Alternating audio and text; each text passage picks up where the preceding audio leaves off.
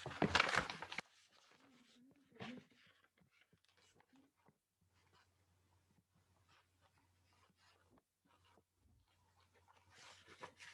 إبراهيم سمر ده حروف ماشي. جنى صبح مريم جنى مريم أحمد مطر معايا أحمد مطر معايا ميرنا منا منا ميرنا ندى عمر ندى عمر بسنت بيتر بسنت بيتر ياوتا and يوسف مشاري ياوتا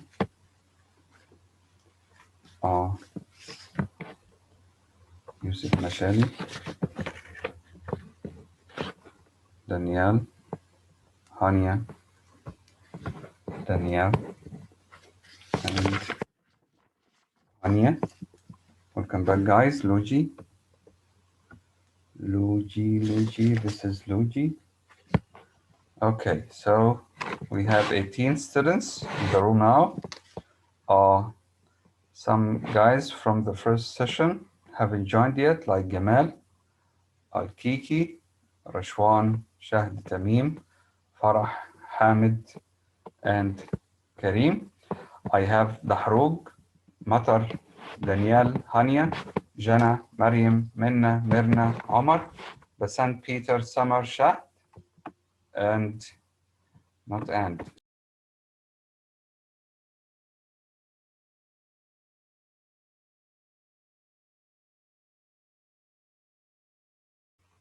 Rashwan.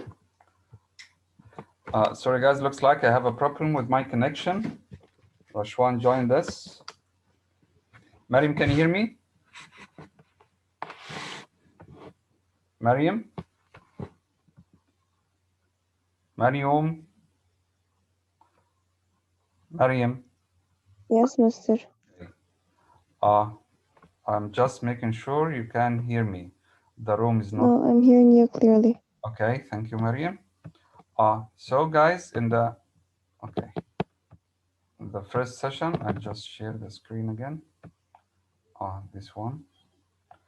Yeah. Okay. In the first session, we reached up to this part when the girl started talking to her father, and at the beginning, he didn't recognize her. If we go on reading, he took her hair into his hand again and looked closely at it. It is the same. You understand now what he means by it is the same. It is the same as his wife's hair, or the two hairs in his tied to his neck, or tied or kept with him for a long time, for 18 years. How can it be? He says to himself, this hair is the same as the two hairs I have. When was it? How was it? Okay, as the concentrated expression returned to his forehead, he seemed to become conscious that it was in hers too. He turned her full to the light and looked at her. She had laid her head upon my shoulder that night, his wife, Lucy's mother, okay? When I was summoned out, she had a fear of my going, talking about his wife, though I had none. He wasn't afraid of anything, although she was afraid of something. And when I was brought to the North Tower, they found these upon my sleeve. You'll leave me them, talking about the two hairs, his wives. They can never help me to escape in the body, though they may in the spirit. Those were the words I said. I remember them very well. Dr. Manette becomes to come back to life. He starts to remember something. He formed this speech with his lips many times before he could utter it, before he could say it. But when he tried hard to say such few words. But when he did find spoken words for it, they came to him coherently, though slowly. Yani the words he said make sense, they are meaningful, although they came out with difficulty. How was this? Was it you? Once more, the two, he asks the girl, how was this? How did this happen? Was it you? The two spectators started as he turned upon her with a frightful suddenness, but she sat perfectly still in his grasp and only said in a low voice, I entreat you, good gentlemen, do not come near us, do not speak, do not move. I'll take care of you, gentlemen. The girl said to her father. Hark, he exclaimed. Whose voice was that? When he heard her voice, he heard her voice for the first time. He asked, no, no, no, you are too young, too blooming, comparing her to his wife, his late wife. It can't be. It can't be your mother. It can't be my wife. See what the prisoner is. See what my condition is now. These are not the hands she knew. This is not the face she knew. This is not a voice she ever heard. No, no, she was and he was before the slow years of the North Tower ages ago. What is your name, my gentle angel? And the dialogue goes on between the father and his daughter. Oh, sir, at another time you shall know my name, she said, and who my mother was, and who my father, and how I never knew their hard history. But I cannot tell you at this time. I'll tell you later who I am, who my mother is, who my father is, and everything. And I cannot tell you here. All that I may tell you here and now is that I pray to you to touch me and to bless me. Kiss me, oh my dear, my dear. Okay? His cold white head mingled with her radiant hair, which warmed and lighted it as thought it were the light of freedom shining on him. Okay, let's add Yauta. Okay. So if you hear in my voice, I don't know that it is so, but I hope it is. If you hear in my voice any resemblance to a voice that once was sweet, music in your ears, weep for it, weep for it. Now, when we, as we will read later, 21st centuries readers, we will maybe laugh at these words, but at that time, when the girl said to her father, or when the readers read these lines or these words, they already, or the Victorian readers wept. Okay, weep for it. The girl says to her father, weep for it, weep for it. Hamd al-Kiki. Okay. If you touch, in touching my hair, anything that recalls a beloved head that lay on your breast when you were young and free, weep for it, weep for it.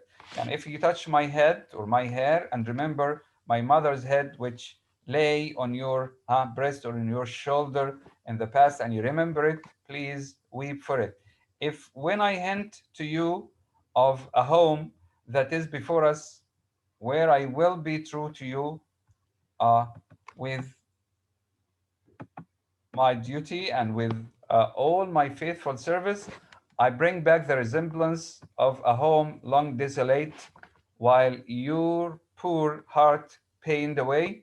Weep for it, weep for it. The girl is trying to, let's say, refresh her father's memory. She is trying to help him remember his past days or his old days with her mom. She held him closer round the neck and rocked him on her breast like a child. The girl treated her father like a child. If, when I tell you, dearest dear, that your agony is over, your suffering is over, and that I have come here to take you from it, and that we go to England to be at peace and at rest, I cause you to think of your useful life laid waste, and of our native France so wicked to you. Weep for it, weep for it. And if you, sorry, when I shall tell you of my name and my father who is living and of my mother who is dead, you learn that I have to kneel to my honored father and implore his pardon, ask him for his pardon for having never for his sake striven all day and lain awake and wept all night, because the love of my poor mother hid his torture for me or from me. Weep for it, weep for it, weep for her, then weep for me. Good gentlemen, thank God I feel his sacred tears upon my face, and his sobs strike against my heart. Oh, see, thank God for us, thank God. So, this again, at this time in the Victorian age, when any reader read such lines, they wept or they cried when they read such lines. Uh, Here, if without disturbing him, she said, raising her hand to Mr. Lorry as he stooped over them after repeated blowings of his nose, all could be arranged for us or for our leaving Paris at once. They are ready to leave for Paris now, so that from the very door he could be taken away. But consider if he fit or is he fit for the journey? Asked Mr. Lorry. Is he healthy enough? Because it was a hard journey for such a weak man. More fit for that, I think, than to remain in this city, so dreadful to him. And it's safer than staying in such horrible city. Talking about Paris at that time. It is true, said Defarge, who was kneeling to look on and hear. More than that, Monsieur Manette is, for all reasons, best out of France. It's good for him to be taken out of France. Say, shall I hire a carriage and post horses? Shall I hire a carriage for you to take you to the port, maybe to Calais? That's uh, that's business, said Mr. Lorry. Remember, he told Lucy in chapter 4 that he was here on business, okay, and he was interested in business and business only. Resuming on the shortest notice his methodical manners, and if business is to be done, I had better do it. This is business and it's my business. Then be so kind, urged Miss Manette, as to leave us here. You see how composed he has become, and you cannot be afraid to leave him with me now. Why should you be? If you will lock the door to secure us from interruption, she wanted to stay for some time privately with her father. I do not doubt that you will find him when you come back as quiet as you leave him. In any case, I will take care of him until you return, and then we will remove him straight when you hire the carriage and the uh, horses. Let's move on. They began to descend from the fifth floor, Monsieur Defarge going first with the lamp because the place was dark, Mr. Lorry closing the little procession. They had not traversed many steps of the long main staircase when he stopped and stared at the roof and round at the whales. You remember the place, my father? You remember coming up here? What did you say? The girl said, my father. But before she could repeat the question, he murmured an answer as if she had repeated it. Remember? No, I don't remember. It was so very long ago. Again, he was still thinking that he was still in 105 North Tower, that he had no recollection whatever of his having been brought from his prison to that house. He was still thinking that he was still in 100 was apparent to them. They heard him mutter 105 North Tower. And when he looked about him, it evidently was for the strong fortress walls which had long encompassed him. On their reaching the courtyard, he instinctively altered his tread as being in expectation of a drawbridge, and when there was no drawbridge and he saw the carriage waiting in the open street, he dropped his daughter's hand and clasped his head again. No crowd was about the door, No people were discernible at any of the many windows. Not even a chance passerby was in the street. An unnatural silence and desertion reigned there. Only one soul was to be seen, and that was Madame Defarge. Madame Defarge was still knitting. She was watching and knitting, okay, who leaned against the doorpost, knitting, and so nothing. The prisoner had got into a coach. But what about his stuff, his tools, his shoemaking tools? And his daughter had followed him. When Mr. Lorry's feet were arrested on the step by his asking miserably for his shoemaking tools. Where are my tools? I need my tools. Okay. And the unfinished shoes. He wanted his tools and the unfinished shoes. Madame Defarge immediately called to her husband that she would get them. She went up and went knitting out of the lamplight through the courtyard.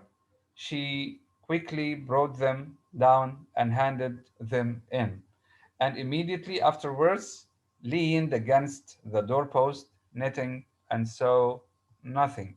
Okay, Madame Defarge was knitting all the time. She was knitting non-stop. Defarge got upon the box and gave the word to the barrier. Okay, the uh, posi- postilion cracked his whip. Postilion, maybe the coachman, and they clattered away under the feeble overswinging lamps, under the overswinging lamps, swinging ever brighter in the bitter streets and ever dimmer in the worse. And let's move on. Your papers, travelers, one of the officers said. See here then, Monsieur the officer, okay, said Defarge, getting down and taking him gravely apart. These are the papers of Monsieur. Maybe this officer was one of the jacks inside with the white head. They were consigned to me with him at the. He dropped his voice. There was a flutter among the military lanterns, and one of them being handed into the coach by an arm in uniform, the eyes connected. Yani the officers were checking who was in the or who were in the carriage. Let's move on. So here, I hope you care to be recalled to life. This is Dr. or Mr. Lorry saying to, remember this sentence? Basant, remember this sentence when he said it to him in his dream as Yes, answer? yes, I do. The same answer here, I can't say. This was the same answer he heard in his dream, right? I hope you care to be recalled to. Yes. And Dr. Manette answered, I can't say. Okay, and I think this is the end of chapter 6, and this is the end of book 1. I want to go to the summary and share it. Okay, here is the share here, I think. Yes. Uh, this is chapter 6, I think. Okay, I'll maximize it a little bit. What's wrong? Mr. Gamal is trying to join us. And the school administration guys said if somebody joins the meeting after 7 minutes, don't admit him or her. What's your opinion? Shall we admit Mr. Gamal? Some people try to join at the end of the session without any excuse, guys. زي ممكن يكونوا موجودين في الأول بعد كده النت قطع ورجعوا تاني. جمال ما دخلش، أنا بسجل أسماء. جمال كان معانا في اوكي السيشن الأولى، لكن في السيشن الثانية ما جاش. جمال ما جاش وحامد ما جاش. ده غير الناس اللي ما دخلتش من الأصل. حامد was with us in the first session. Jamal was with us. Jamal, welcome, Jamal. And ويلكم. شهد تميم، يعني الثلاثة جمال وحامد وشهد تميم كانوا معانا وما دخلوش. ما دخلوش الحصة دي لسه. جمال داخل. فانا عارف مين اللي دخل الحصه الاولى ومين اللي دخل وحصل له مشكله او كده. Okay, so this is the summary. Basant, I want you to read the first paragraph, please. The man making shoes works steadily at his bench. Aged and weakened by his long years in prison, he seems to be aware only of the task at hand, shoemaking, and does not even know that he has been released from prison. When asked his name, he responds, 105 North Tower. When Lucy approaches him, however, she seems familiar to him, especially after he compares her hair to two golden hairs that he kept tied in a cloth around his neck. He begins remembering Lucy's mother and is confused and troubled when he hears Lucy's voice, which sounds like her mother's voice. Lucy embraces her father, comforting him as he begins to weep. Go on. Later, Monsieur Defarge helps Mr. Lorry and Lucy to remove Dr. Manette from the city. As the coach carrying Mr. Lorry, Lucy, and Dr. Manette rumbles to the ship that will take them back to England, Mr. Lorry can't help looking at the man they have recovered and wondering if the doctor will be able to be recalled to life. Okay, thank you, Basant. You need another person to read this paragraph. Ahmed Matar, can you read it? Matar? اوكي يا اسطى.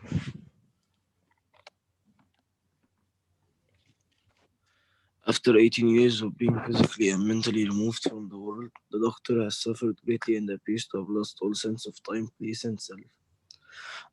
Despite the fact that he is no longer in prison, he still seems buried alive when you first see him.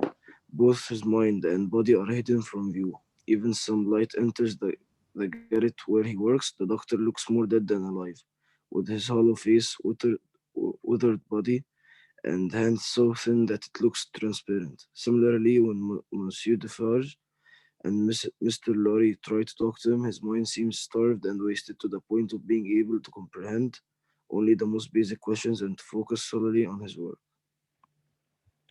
Okay, thank you, Ahmed. Hania, do you raise your hand or are you raising your hand to read? Hania? Yes. Okay, go ahead, read this paragraph. Thank you. Okay, just as light enters the garret to reveal the doctor physically, contact with Lucy seems to awaken part of the doctor's mind and memories. The images of light and dark that run through A Tale of Two Cities are especially apparent in this chapter. As Dickens literally and symbolically depicts the resurrection of the doctor is drawn out of the darkness of his imprisonment and into the light of life. For instance, when for a moment the doctor seems to nearly recognize Mr. Lorry, Dickens describes his returning blankness of expression as a black mist or as darkness. Okay, thank you. I want to go to Miss Jana. Jana, can you read this paragraph? Yes. Meanwhile, Lucy's face mirrors his fleeting expression of awareness as though it had passed like a moving light from him to her. When Lucy goes to sit next to her father, his attention falls on her golden hair. He shows her his wife's golden hairs that he has kept with him, and concentrating, turned her full to the light and looked at her. Later, when father and daughter embrace, his cold white head mingled with her radiant hair, which warmed and lighted it as though it were the light of freedom shining on him. The warmth and love of his daughter are strong enough to bring Dr. Manette back from the cold, colorless place his mind retreated to during his years of imprisonment. So when he kept in physical or when he was in physical connection with his daughter, the warmth and love of his daughter are strong enough to bring him back to life, right? This Yes. helped him remember the old days, remember his wife, because the girl's hair is the same as his wife's hair, and then he started to remember his old days. The melodramatic, this is the part I talked about, sentimentality of Lucy's speeches to her father. Weep for it, weep for it. She kept repeating it again and again, somewhat spoiled the poignant reunion scene between the doctor and Lucy. Maybe it was exaggerated somehow, repeating it again and again for us now. Again, 21st readers. Weep for it, she exclaims, and modern readers struggle not to roll their eyes and laugh aloud, okay, at such words. However, keep in mind that the Victorians at that time in 17 or in 1859 when the book was published. Okay, greatly enjoyed this type of melodrama. And when Lucy cried out, weep for it, Dickens readers at that time wept. We have some words or some expressions here. 105 North Tower. Remember Dr. Manette's designation in the pastel. This is his identity. Designation here means name or identity. You are not called by your names, but by your cell number, the number of the cell in which you are imprisoned. So this man is called 105 North Tower. Okay, provender, food, pallet, bed, a small bed for or pad filled as with some material like straw and used directly on the floor. This is his bed. The box, the driver's seat of a coach. You know, in any coach, they or any carriage, they sit on something made, a frame made of maybe wood most of the time that looks like a box. Okay, you know, adieu, which means farewell. And this is the end of chapter 6 and the end of book 1. Please, guys, make sure you understand uh, uh, every single event or incident that took place in chapter in book 1. And those who don't understand what's happening so far, يعني, I think, يعني, I don't want to say anything. If you don't understand what's happening until now, يبقى أنت غلطان بصراحة حق نفسك, because we keep repeating again and again until some people like Lady Basant and some other ladies and some other ladies got bored. طيب, Gamal, can you summarize chapter 6? Gamal.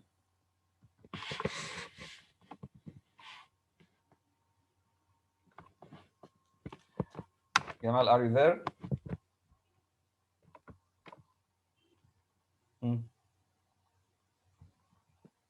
طيب, I'll ask Yauta, where are you, Yauta? Guys, if you are in the room, please let me hear your voice.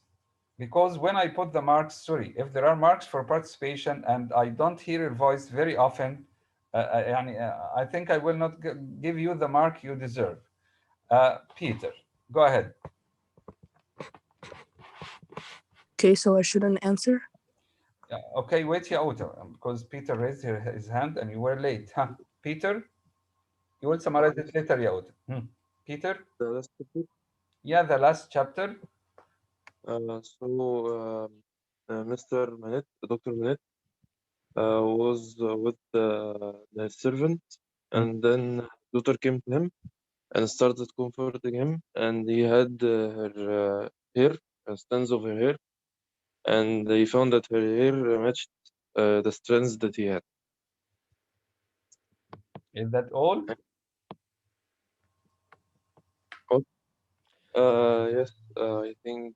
Okay. And okay, thank you, Peter. That's enough. But that's not all, Yauta. Yauta? Okay, Mr. The chapter 6 talked about how Mr. Manette was damaged by the prison mentally, and he wasn't to recover how life works, as the doctor said. And then he talks about his daughter Lucy and how she keeps confronting him and comforting him on what happened. And also the trauma that he's been remembering, how she looks like his mother with the 2 hair golden strands that he kept on his neck. Okay, thank you very much. And at the end of the chapter, the man is taken to safety in London, right? Guys, yes. question? Guys, any question? Shahid Tamim, I want to hear your voice. Are you there? Shahid Tamim. Yes, Master. Okay. Okay. Farah, are you there? Farah? Farah, are you above ground? Farah. Farah, Ahmad al-Din. Haj Abdo, are you there? ايوه يا مستر بس انا النت بتاعي كان قاطع. No problem. Don't speak in Arabic, Haj Abdo. I'm sorry. Mr. Abdo. Okay. Do you understand what's happening in these 6 chapters, Abdurrahman? I think you are following up all the time, right? Do you want me to summarize them? No. I'm sure you understand everything, right? Yes. Yeah. Yes. Jana Sobh, do you understand everything now? Are you following up? Yes, Mister. Luigi? Luigi, Yes. are you there? Yes. Above ground or underground? Yes, Mister. I didn't hear you. Alhamdulillah. Okay. Do you understand everything? Yes. Alhamdulillah. Okay. Omar Zini, I can't see his mic, or I just see his name. Omar, what's wrong with you? So guys, when I have a name in front of me, I ask, I want to learn from you, and you don't have the mic or the camera in front of this name. What does it mean? Like Omar's case here. What does it mean, guys? Any computer engineers, any Zoom experts? ممكن يكون مفيش مايك في اللابتوب ما فيش أو mic. الكاميرا مفيش. Okay. ممكن. Thank you, Muhammad. Thank you, Daniel. Sorry. Okay. طيب. Gamal, I have the mic, but I don't have the camera in front of me. Gamal, can you hear me? طيب. Guys, you can leave the room now. I'll end the session. Thank you very much. Sunday, inshallah, we'll start book 2, chapter 1. And we'll revise again, and we'll summarize again, and we'll do the same stuff again. Thank you very much. See you Sunday, inshallah. Assalamu alaikum. Bye, Mister. See you.